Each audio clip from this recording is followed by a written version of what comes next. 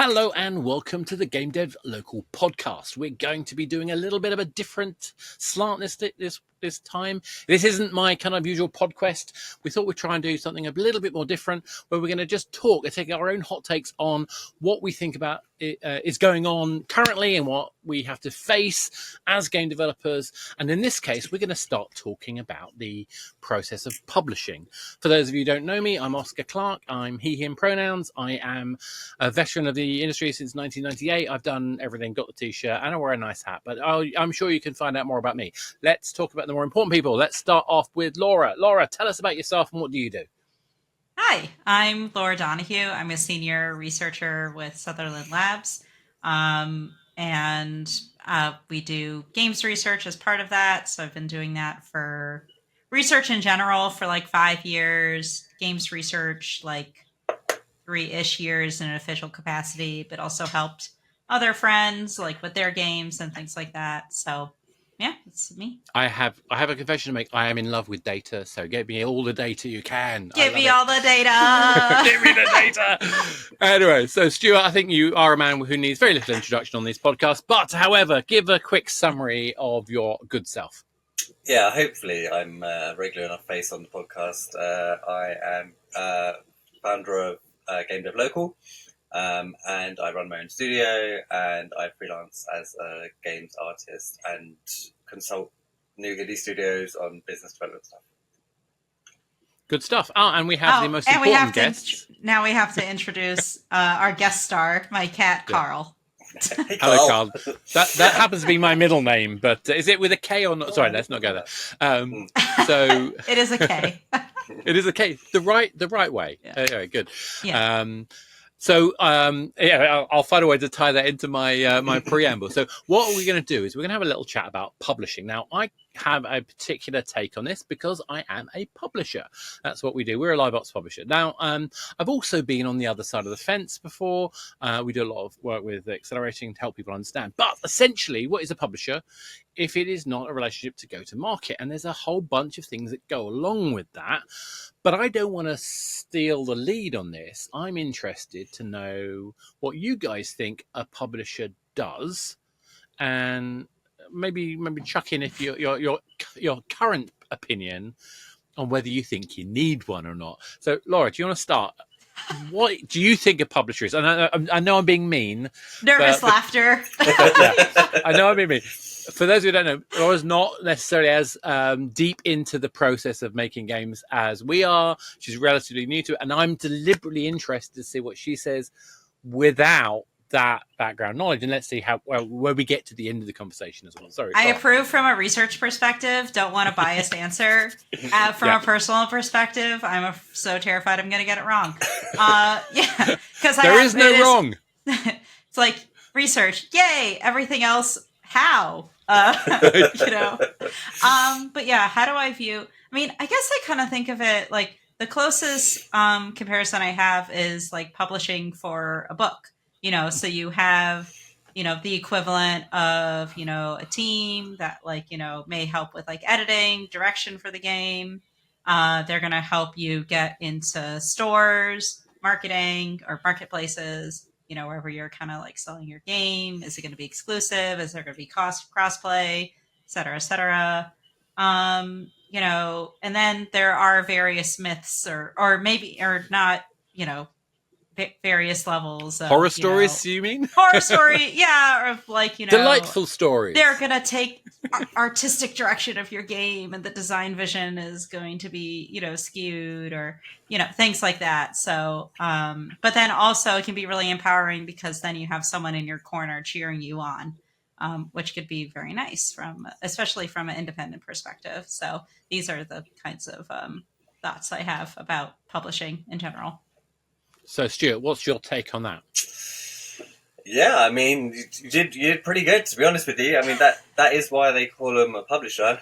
The similarities are very much it's very similar to publishing in other areas. Print, I guess. I mean, the only thing I would say is that definitely in the games industry, publishers come in many different flavors, and they some do more than others, and when you speak of horror stories, those tend to be the ones that do less than others. And I think some of it comes from people like indie studios not knowing how to make what is a good deal.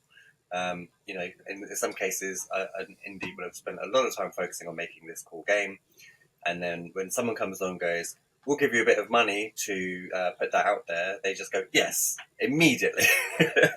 Give me the money. Yeah, Yay. it's I've been saying this quite a lot recently, that there is often especially among the indie space, this hunt for the holy grail of the publisher, the holiest of holy. If you land a publisher deal, you've got it made. When it's not always the case, but I guess we can go into that deeper as we go. Yeah, and I'm going to chuck a few things into that as well. So, for example, Stuart, I think you nailed it. Not all publishers are the same. In fact, there's good reasons why some of them don't do everything. So, for example, we don't give money at all. Well, that's not quite true. We do pay for the user acquisition funding, but the way we do that is we do it as a sort of drawdown method, very much more kind of like a little bit more like a debt financing model than a traditional model. And there's reasons for that. It's because we're trying to do live ops games. We're trying to do games that want to punch above their weight. Now you take somebody else who may be very much about having a pool of cash and deploying that cash because they're investing in the studio or they're investing in the game. You've got more mobile style publishers who will often be focused very much on the core KPI data. So like they need to know you already got the 40% day one retention. They need to know you've already got the 6 to 8% day 30 retention. They need to know your return on advertising spend is this before they even talk to you properly. And, like I say, there is like a spectrum, I think, of, those who are much more comfortable getting involved early, and often they will be with more known quantities. Those who are much more interested in magnifying your potential because you've already proved it all. And a lot of this relationship is going to come down to me, two things: risk versus skill set. And again, I could go into that in more detail, but does that make sense? So if you think about it, the way I'm going to relate, the kind of people I want to work with as a publisher are going to be the ones who are going to fill skills slots I don't have. Yeah. But they also may or may not be able to fulfill my funding gap at the same time. Yeah. So that's kind of the way I try to sort of think about the differences. I don't think there's any one good way to be a publisher. But I mean, Laura, does that make any sense to you? Is there kind of what questions come to your mind when you hear people like Stuart and I talking about this? Yeah, I mean, I guess it's, it makes a lot of sense that, and I actually didn't know that. I thought to be a publisher, you had to, there is some like exchange of money that is going on. And that's really interesting that actually, it can actually work in a lot of different ways. There could be different like funding models and things like that. And it all sounds very complicated. And you also brought up some things that were like, oh, publishers will want you to think of this, and that, and like, come up with like, I guess what I would call a business case or something like that, which is something that, I am very familiar with. A big part of our job is like business development and stuff. But I guess in a way, like, what would I need to bring to you to be like, let's work together, please? Well, that's a good question. I mean, what do you think you would need to bring? What would be the thing that you would say? Right, this is ready to send to a publisher. But by the way, I know I'm being mean again. This is wonderful, and these are really great questions. And I'm glad we're having this as like an open conversation, so that, because I'm sure lots of other people have these very similar questions, but are too afraid to answer, and I'm fine to look a little silly. But yeah, I mean, I guess what would I want to bring? I mean, I would want to have, some sort of playable prototype, or at least something that is fleshed out enough to be able to show like the core design pillars of the game. You've already beaten about half the people that pitched to me. The first thing you've said is exactly the first thing I want to see. Yeah. Nice. The thing So is, genuinely. the thing is, it has Sorry, changed over time. So, gone are the days now when you could have, like, if you had a couple of friends and you'd all just left a AAA studio to start out on your own, you kind of had this like rock star badge attached to you because you're all ex AAA, and you've all worked on like a couple of big titles, and you could go to one of the big publishers, and you could say, I've got an idea, and I think we can do it. And in some cases, those guys, we saw, a sweep of those guys got a lot of attention and got a lot of funding, and we saw a couple of games come out of that. I think investors and publishers learned very quickly that you can make games, and yes, you can understand making games, and yes, you might even be able to make a cool game, but if you've got no business sense, then your studio doesn't last. See, and so over people the years, keep telling me. Moved. Sorry, Stu. Just saying, people keep telling me that there was an era you could go in with a PowerPoint. And I know there's like a handful of survivor stories that have said that they've done that. Yeah. I don't believe that was the case unless you were very lucky and you were already mates with that person and they already invested in you. I don't think there was ever a point where Joe Public could ever do that, ever. But that's me being cynical. I think there's I think I'm right in that 1010 Games came about on that kind of a trajectory. They were all ex AAA guys.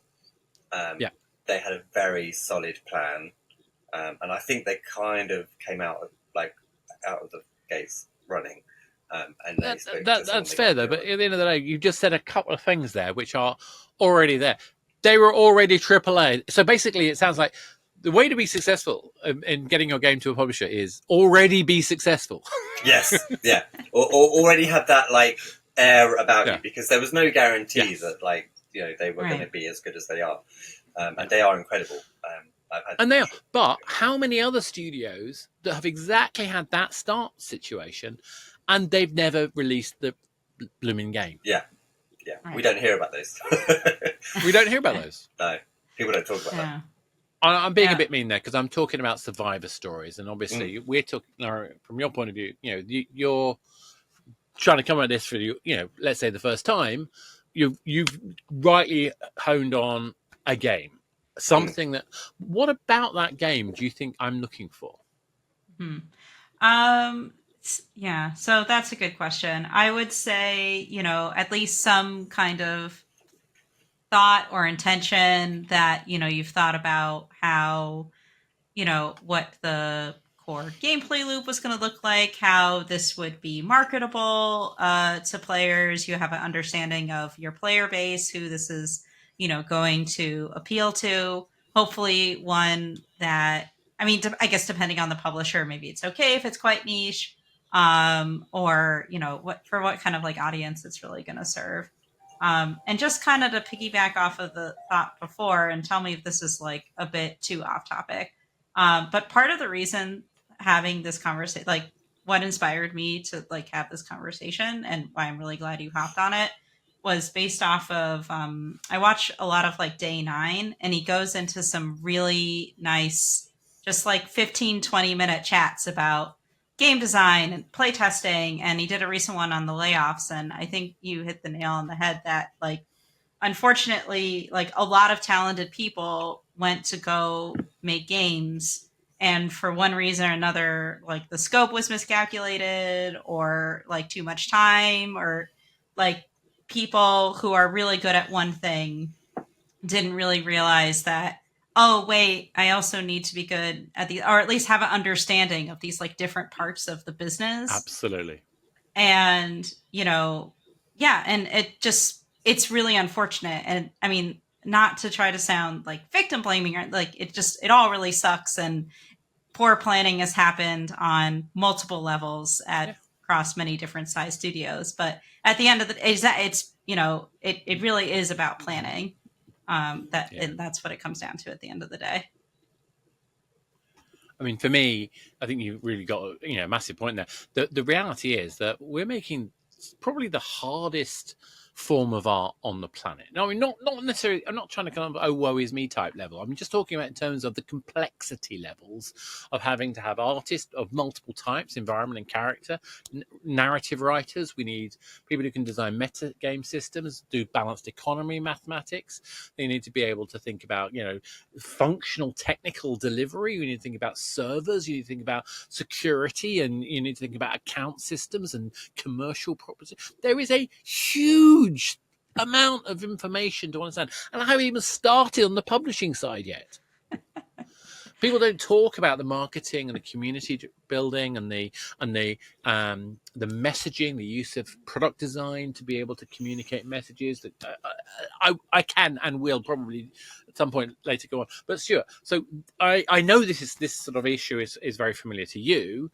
Obviously, please respond, but also when you had, let's go back and talk about what you're looking to share with the publisher when you get started. So I mean, for me, I always these days I think about project specific needs. So it could be a case of I have some form of plan for marketing the game, and ordinarily I would have thought about loads. So I would have had been building up a mailing list at the early stages, and so but even that can be some publishers will absolutely love that you've done that, and other publishers will be like, how many people did you get on that mailing list sign up? Because if it's not a big number, then it could almost be detrimental to you. But so I would normally have some kind of plan in place already. I like to come to any kind of deal with this is where I'm going, and I'm definitely going to get there. I'm doing it anyway. But if I were to have you on board, these would be the benefits to the project. I would be able to maybe get it out quicker. I would be able to get bigger reach, and I would maybe expect, with the bigger reach, a bigger payday. And so they would be coming in on that kind of a deal. And that's really solid, because what you're saying is, this is my program. This is what you're going to miss out on if you don't come on board, but I'm doing it anyway. And I recognize what you bring, partner, and this is what I want from you. I think those things are really useful. There's a couple of things I would chuck in on that are worth bearing in mind.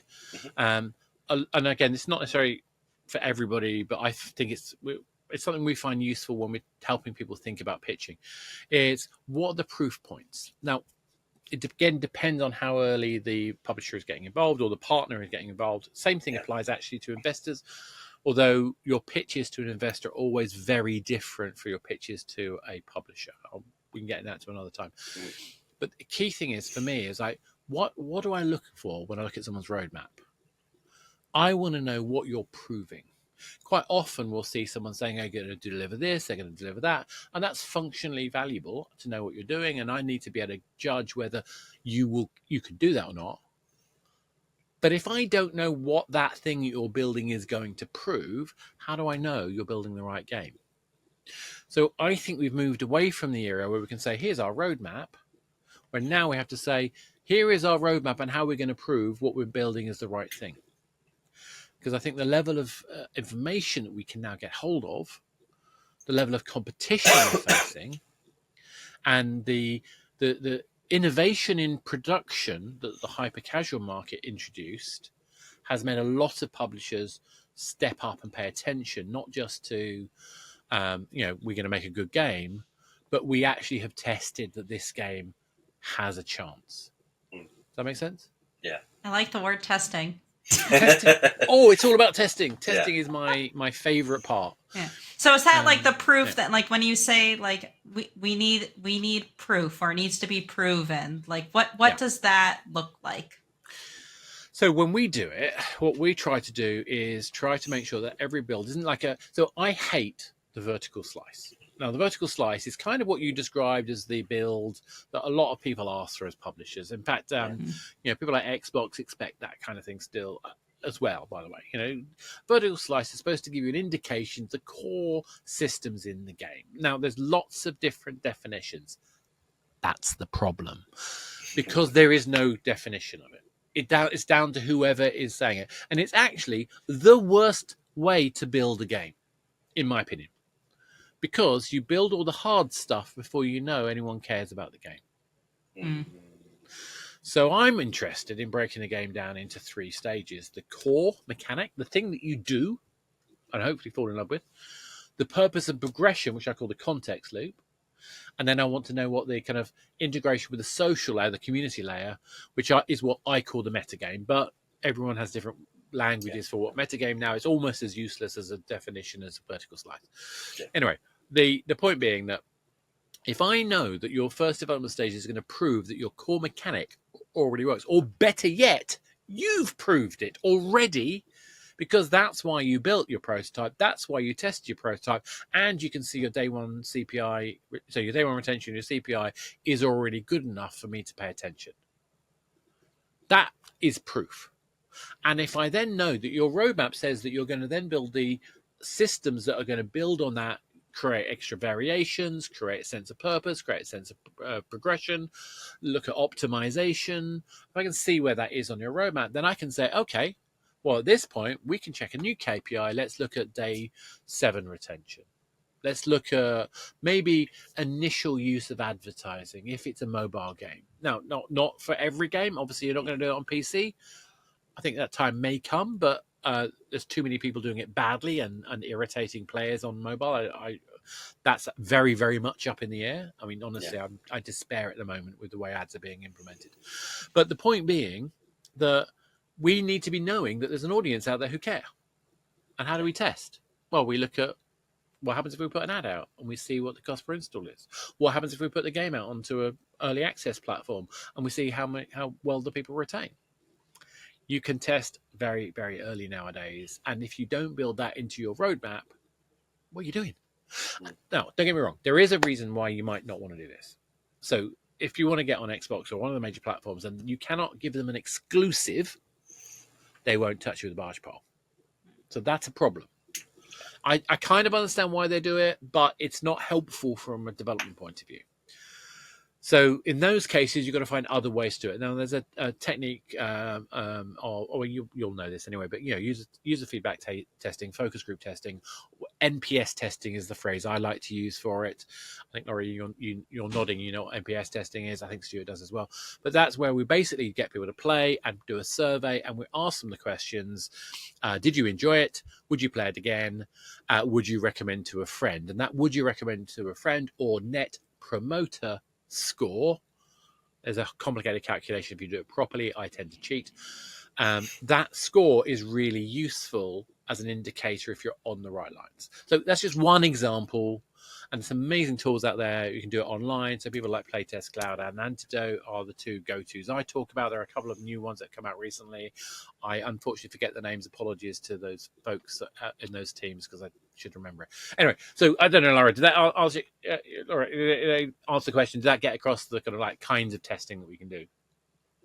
Yeah, no, that definitely answers it. And I like the kind of mix, hearing some qual, hearing some quant.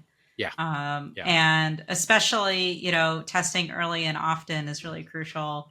I know I hear a lot of people say, like when I talk to them about play testing or just like, I like to try to say research. Like I say play testing because that's the word that, most people know. Mm-hmm. And then they're like, oh, well, it's too early. We don't have playable prototype. And it's like, well, actually, you should really be testing, concept testing for the art, the story, the narrative, like, 100%. all of these things and seeing like, the audience that you're building for, like, are they like, hate to break it to you, like even interested in like what you're building, Yeah. or if that doesn't matter, then like kudos to you, like be your bad self and like just make a game for yourself then and your friends. Like, that's totally cool. But if you're looking to, market this in some way or make like some sort of impact that goes like beyond like your immediate circle, then yeah, you definitely need to incorporate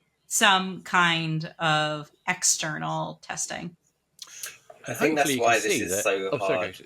That's right. I think that's why this Go. is so hard for indies when they're starting out, because at what point do you decide you're going to take what you're doing super seriously, and at that point, how much have you missed out on because you weren't taking it more serious early on, and how much can you go back and backtrack and fix up? And I think a lot of people, and this we see this all the time. Someone had like a great game idea, they started making it, a few people like it, they've got it dressed up quite a lot, like they got art teams involved early on, a lot of coding's gone in, and they've got this really nice little thing that really is kind of like a super souped up prototype, and then they just go, well, enough people, they feel like enough people like it, they want to do it full time, and that's what they run with. And when they run with that, there's all of this information that they don't know about it. They haven't tested out any of the mechanics with anybody. They haven't tested out the visuals with anybody. And like I say, in most cases, what's happened is they've shown close friends and family. And as we all know, your close friends and family will think that everything that you do is shiny and gold. For the most part, You there are not some met people my family. yeah, I was going The to say, mom test. for the most Yeah. part, there are some, my extended family have always been really good at it. Although they tend to just be like, look, I don't understand it. I don't get what it is. It seems all right. I don't know though. Is it good? I don't know. And then that really just allows me to go, yeah, this is the wrong crowd. I need to actually, start throwing it against people who know what they're talking about. But again, back to the kind of publisher kind of mindset. Again, if we're seeking a publisher, we need to come back at some point Yeah. to talk about whether we should or not. But Yes. if you're seeking a publisher, you're already way ahead of the game again, because you've clearly recognised that. You both would clearly recognise that you need to be able to have something that someone can play to understand what it is and whether a player will care about it, and to prove it. And if you can then prove it in your timelines and plans and show that you're going to show continued proof, you're providing me with the evidence that you know what you're doing. Yeah. So me deciding to put some of my resources into supporting you, because I'm not getting any money out of it unless you make money. Yeah. Generally, it's not always the case. Because we also do consultancy, we often don't take on people because they're not ready. Yeah. And if they want to pay us in the meantime, that's up to them. There are other people out there too. I'm not going to try and, there's no connection between the two thinking. But the point I'm trying to get across is that if I'm taking you on as a publisher, it's because you have demonstrated this is the right game. It's got the right audience. It's going to fit my way of working. It's going to allow me to be able to give the best benefit to you because of the skill sets that we have. And at the end of the day, you've given me proof points. And I think regardless of whoever the publisher is, the more of that proof you can give, the more confidence I'm going to get. And you're going to stand out from all those who don't provide that information. Yeah. But it has to be a good game. And it has to be a good fit for my portfolio. Yeah. And I think that's one thing that we often forget I'm sure you've probably experienced this yourself, where you've had someone say they love your game, but it doesn't fit their balanced portfolio. Yeah. To be fair, in the earlier days of my career, those conversations were more often. But I think once you understand that you, like, as a game developer, as a studio, you need to have done your homework. If you're just hunting for publisher, there's quite a few out there. Less so now, but if you're just you can play the numbers game. You can just throw your pitch deck out there and hope that one of the publishers is able to see what it is you're trying to guess at without you specifically standing there and explaining everything in detail. But realistically, what you want to have done is looked at these publishers quite closely, seen not just that they take on your kind of game, but that they have within what they offer everything that you're looking for. Yeah, and we should go into that a little bit in a bit as well. But I think that's really solid. At the end of the day, the more experience you have, the more you'll understand what that publisher needs. And there are some great scouts out there. It's always worth chatting to some of these people. People like Callum, amazing guy. are really very friendly. I mean, obviously in demand a lot as well. But there are folks like him, Simon Smith, and again another good mate of mine, and these are folks who are absolutely delightful human beings in their own right, who happen to have this amazing eye to tell you that will work with these people or won't. And I think getting even if you're not ready to pitch yet, getting people like that, finding someone like that, somebody who can give you that honest approach, to say, look, this is why that won't work. We've seen 15 of these. They don't. And one of the things that's really interesting when you talk to folks like that is quite often you realize that this new idea you've got, you're the 51st person to show it off that week, just because it hasn't been released yet. These are waves that happen. But my biggest bugbear is, don't come to me telling me you've got this amazing platform sideways scrolling game, because I've seen every variation on the planet, and no, it isn't unique. We are so bad at telling people things are unique. And another little aside, check if you think you've got a unique selling point in your game, because you probably don't. You may have a key selling point. It may be beautifully delivered. It's probably not unique. It's even when you do like, a lot of people have tried to do that whole like genre mashup crossover thing, and they go, it's like that, and we've taken that from that and that from over here, and we've mushed it together, and we've got something quite cool.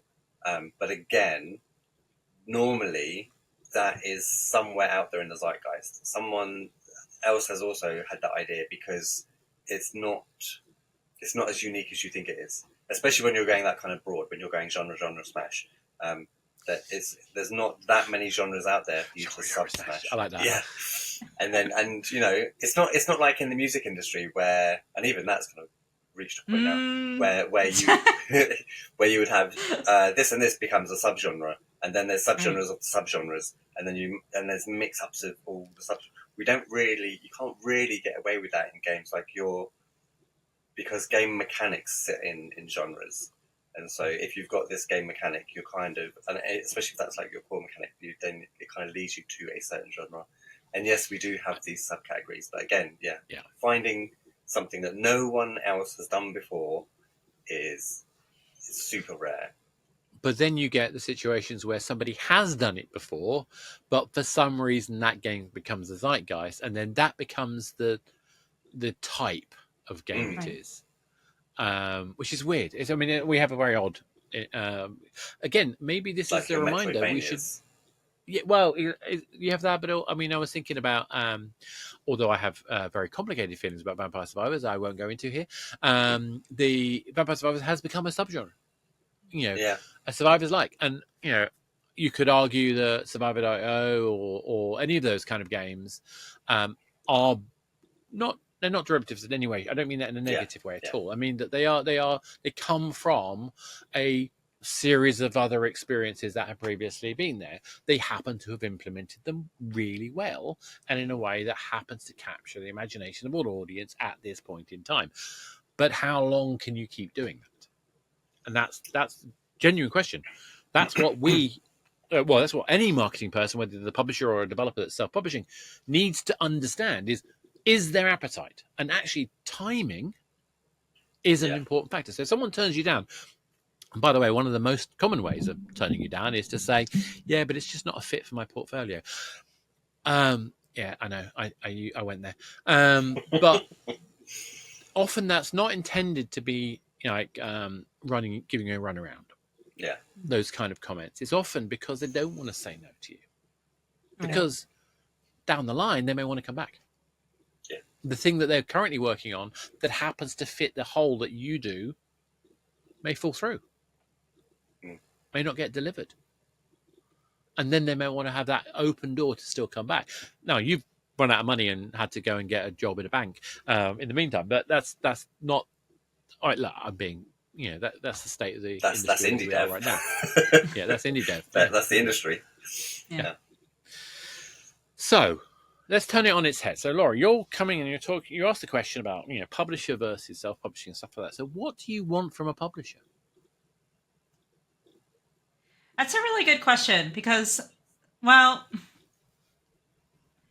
because it sounds like there are, different things that different publishers can provide.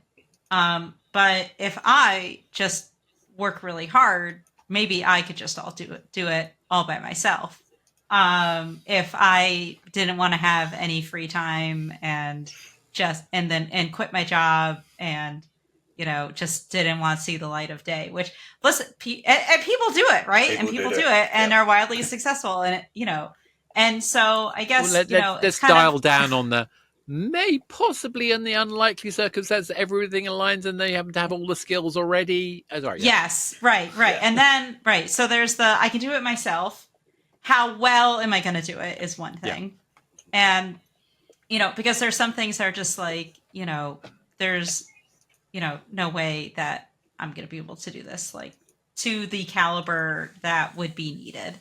And so I guess that is where I'd be at. It's like, look at, where my weaknesses are, or not even weaknesses, but things like, I want to spend all my time marketing. Like, I'd rather just focus on making the game, or, I'd be curious to get like out, a new perspective or something like that. Like someone is going to like, tell me like it is. And, someone who, is invested in my success, but is also not going to be afraid to say like, I don't know about that. I think we, like, not fall victim to like groupthink and things like that. Yeah. So that's a very broad answer, but No, it's great. That's makes sense. What about you, Stuart? What are you looking for a publisher?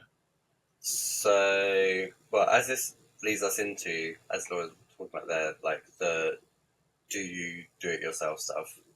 I think that for me personally, I'm in a position now where I can do a lot of research myself, and I'm aware of how to do it, and I'm aware of how to do a lot of it very well. And so I'm aware that I'm able to come to the table when it comes to picking a publisher with a lot of, like, I've done a lot of the homework, and I'm not coming in going, could you help me with all of this, please? For me, one of the key powers that publishers still have over individuals is good relationships with storefronts. It's very hard for me to go and, let's say I want to release on the Switch, it's very hard for me to go, hey Nintendo, I'm an indie dev and I think that I should be on your storefront. They're going to go, I don't know who you are actually. If you release You say that. Look, I agree with you. The relationship between the publisher and the storefront is a real advantage. But I would say that right now we are at for the last maybe 10 years, maybe 5 years, maybe 10, we have had so few barriers to using stores as a developer. Literally almost zero. And an understanding, and I think, again, I'm going to stick with the 10 years, since about 2014, a recognition of all platforms of the importance of indie games on their portfolio. And so there is somebody at every single platform that I know of that has someone who cares about indie games. So I understand why you're saying what you're saying there, Stuart, but I challenge it on the basis that I know the guy at Nintendo who helped solve this particular problem we had.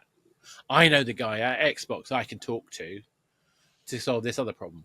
I used to work at Sony. I happen to know these other people. Now, but the fact that I have those connections makes it quicker. Right. But those connections, all those individuals that I could mention, are really up for it to help small independents. They don't necessarily have the bandwidth, but they're all very up for it. So it does take more time. Does that make sense?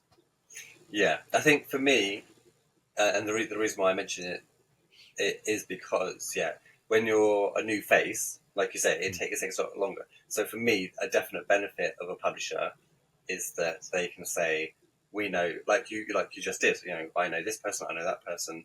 And so, because one of the hardest things for any indie, or any game really, is the discoverability.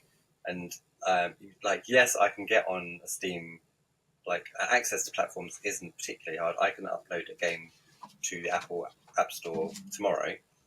but my discoverability on that platform requires me to do a whole lot of social media marketing, and that is mostly what indie devs will do. We'll find a platform, and to a certain extent, TikTok has made a lot of that easier.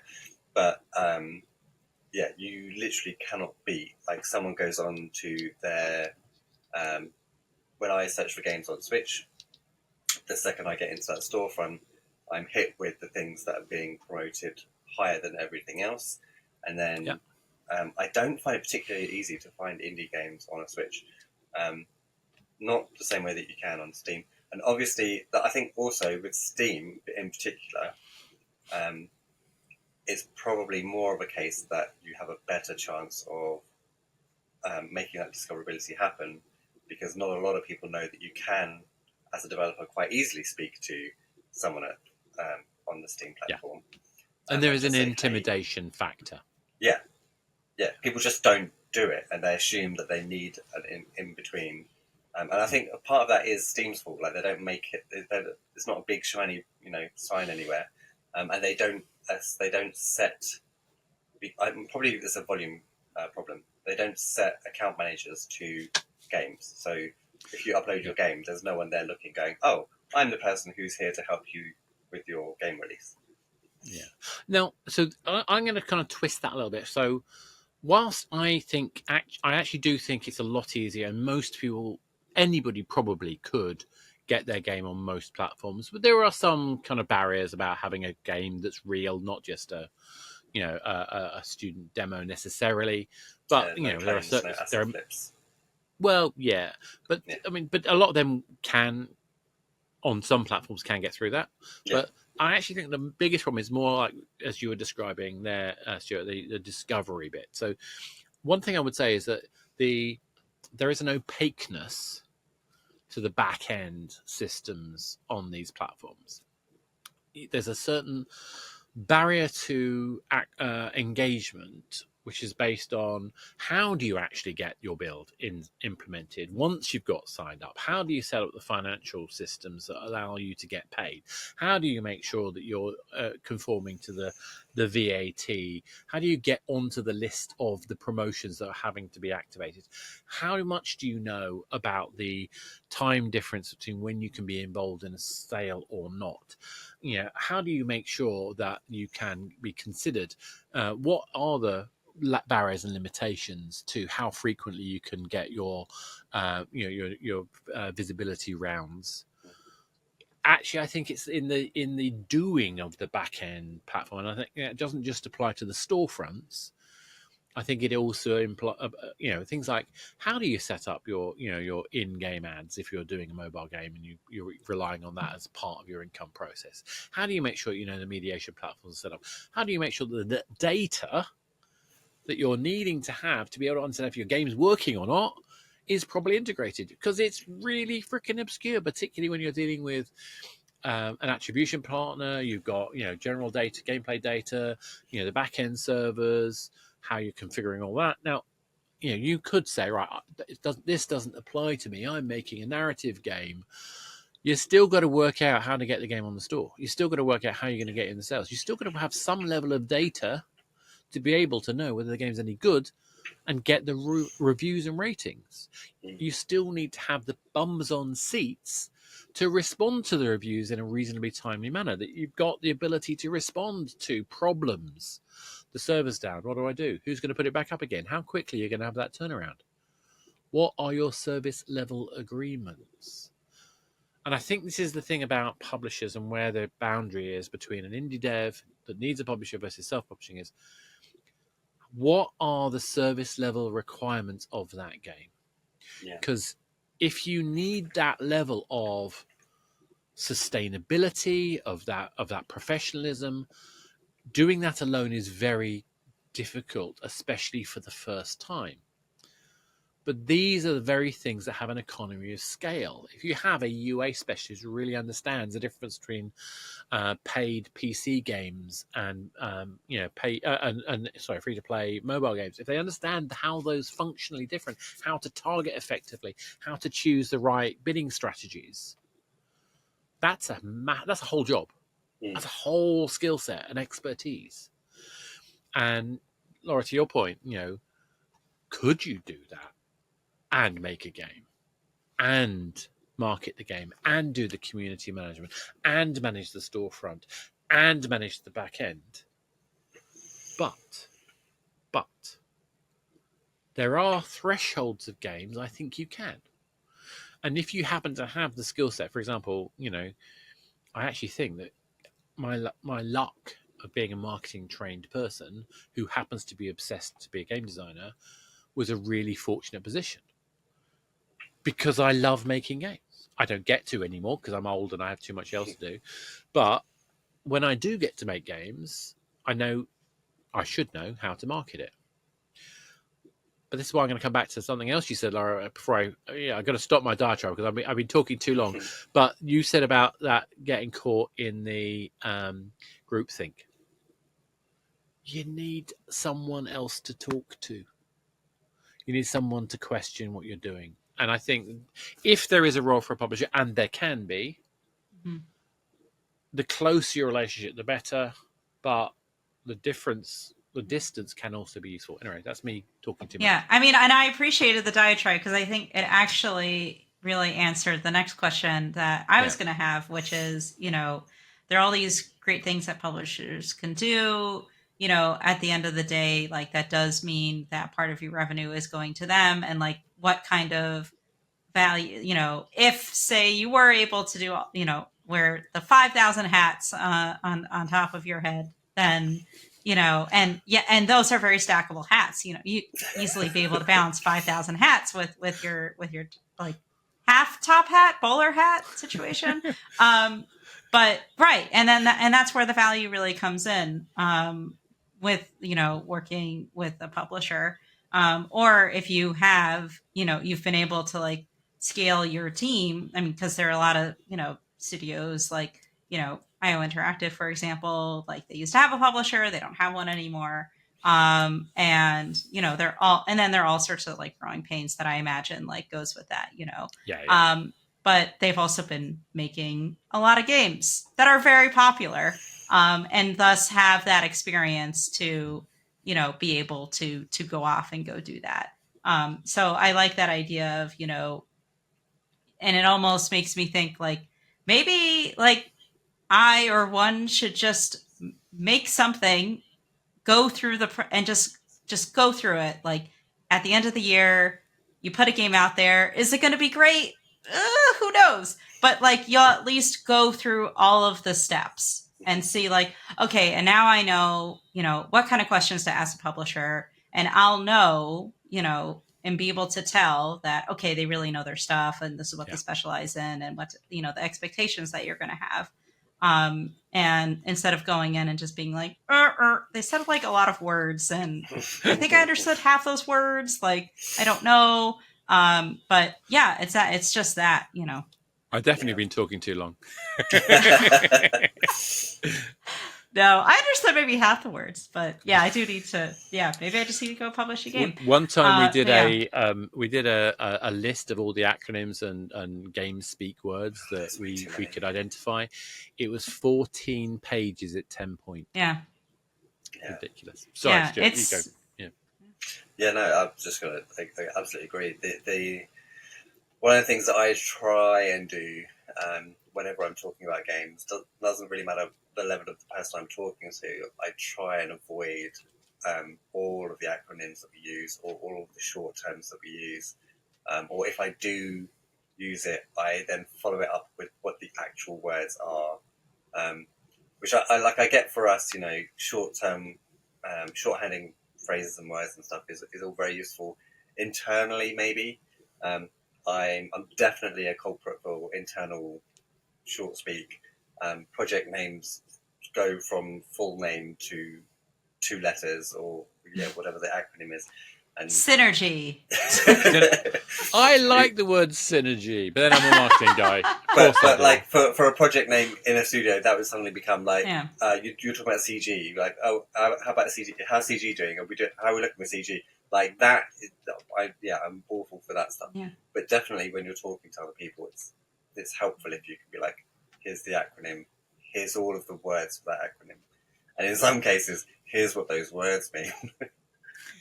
It's the same exact thing for user research, especially when, I mean, it's certainly matured a lot more since, like the 90s or whatever.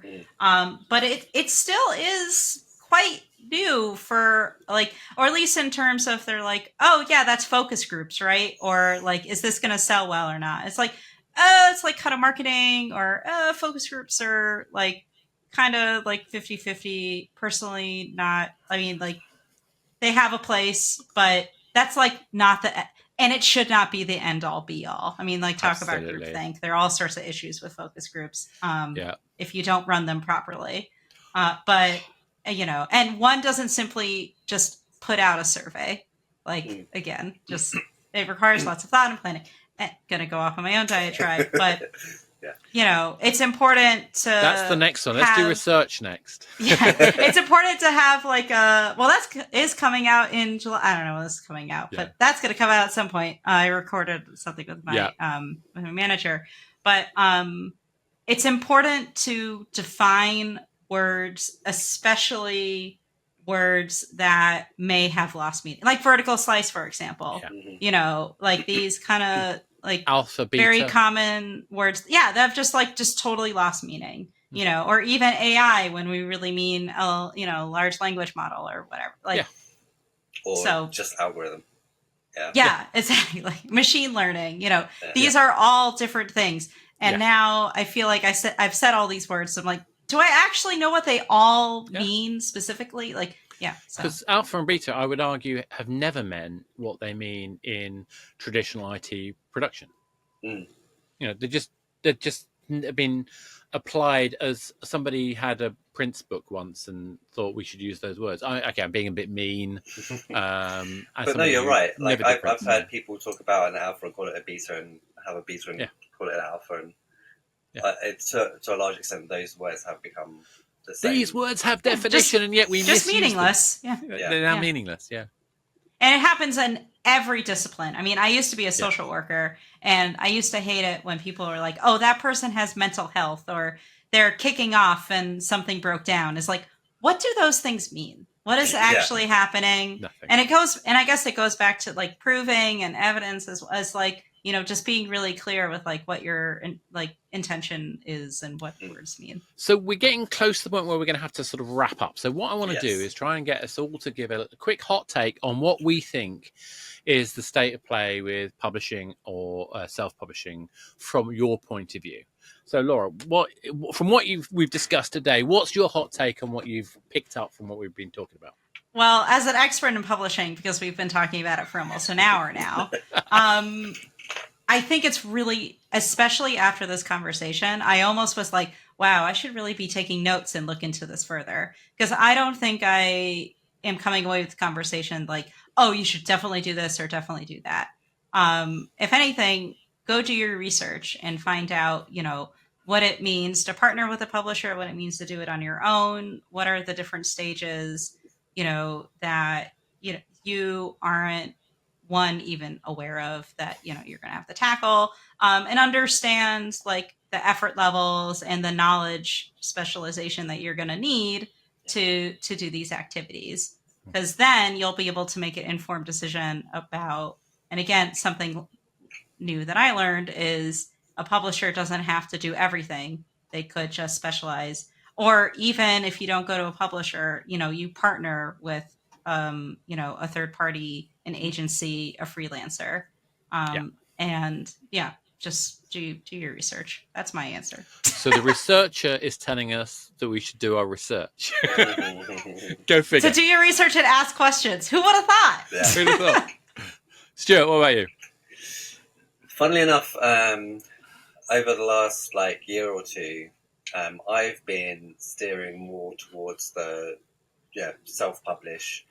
I mean, it's part of the landscape. It's harder to find a deal. It's harder to find a good deal. It's harder to find exactly what you need. And even more recently, I've been looking at and tending to advise people on maybe you could find a good freelancer in certain areas and get more value for your money doing that. But actually, after talking here today, I think it's still just as balanced as it's always been. You really do need to know what you want and what you need, and whether or not a publisher is a better deal than you trying to do it on your own. Because even if you did, let's say you think you figured out like most of it, and all you really feel you need is some solid marketing, and you could pay someone to do that for sure. There's still loads of data that you're not going to get back from your release if you're doing it that way.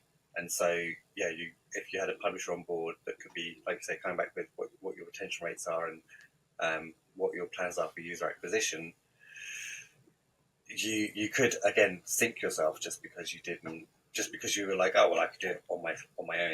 And I think there's a lot to be said for. I think the key thing is trying to figure out.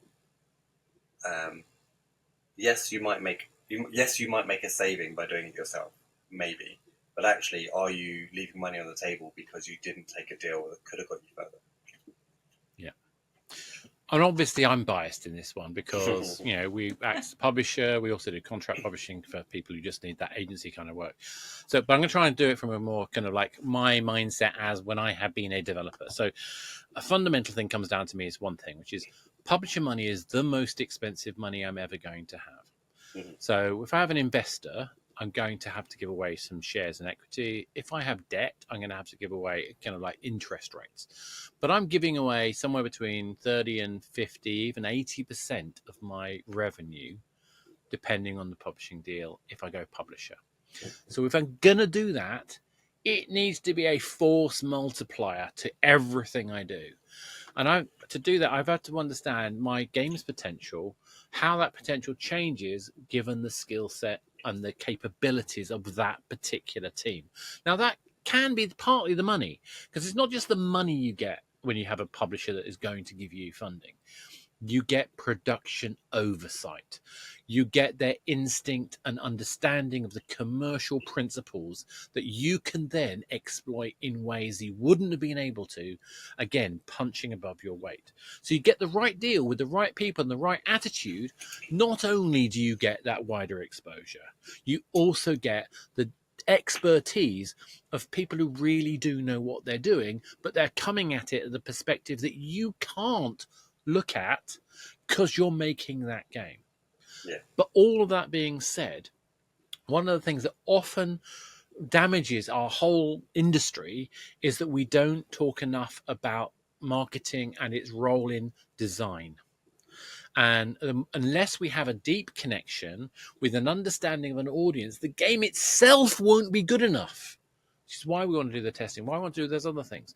And so this is where sometimes the power of being able to deeply understand your audience and to communicate to that audience throughout the development process, not just in live, not just post live in your live operations, that is really powerful. If you can find a publisher that can solve that, great.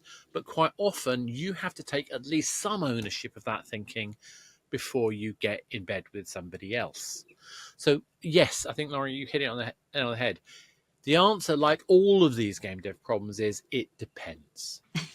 Yeah. Context is everything, but you have to have an honest chat with yourself. And this is often when we're doing accelerator programs, there's a lot of the things we have to try and get people to do is understand what success looks like to you and make a call on what skill sets you need to make that possible.